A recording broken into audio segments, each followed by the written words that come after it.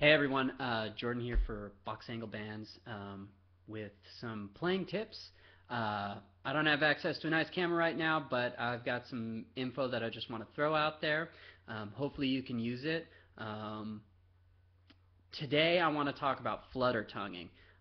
It's one of the first tips or tricks that I learned to help fix my airflow issues, and I can't tell you how great it is, and I absolutely use it today in my daily practices to make sure everything's going. So it's really simple.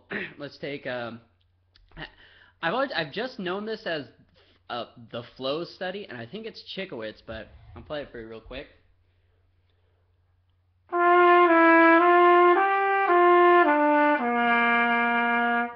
Okay, so that's what I learned it over. What you do is you take whatever exercise, whatever passage you're playing, slurs, doesn't matter. And in order to help you figure out how your flow is doing, you just add a flutter tongue to it. So I take the same passage.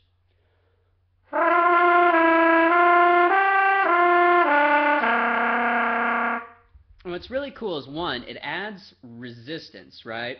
So it's going to make you use more air than you would normally start out using, which is great because the more you're on your air, the less you're on your chops. And it also gives you a really distinct feedback as to how you're blowing through all your note changes. Because if you let that flow down or go, your ability to flutter tongue will actually go away, and you'll actually lose the flutter tongue, or it'll change speeds, and there's all sorts of stuff that'll happen when you don't do it correctly. The same thing can be used when you're going after, say, figuring out how to do a decent lip slur. Especially if you so I'll take just a simple lip slur.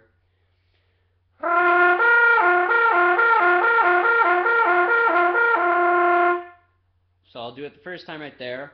Airflow is checking out.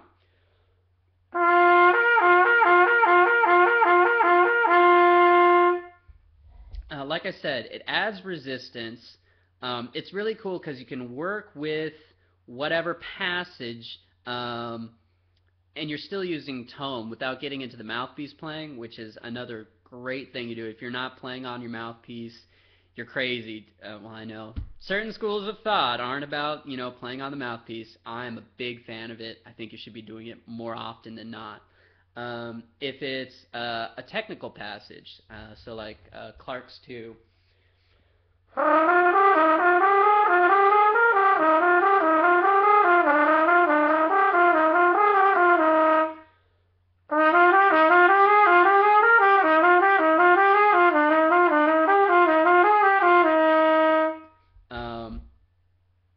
By no means am I professional level, but I'll tell you what, immense ability to follow through with my air over that.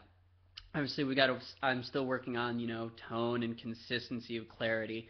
But before you can get to any of that, you have to fix your flow.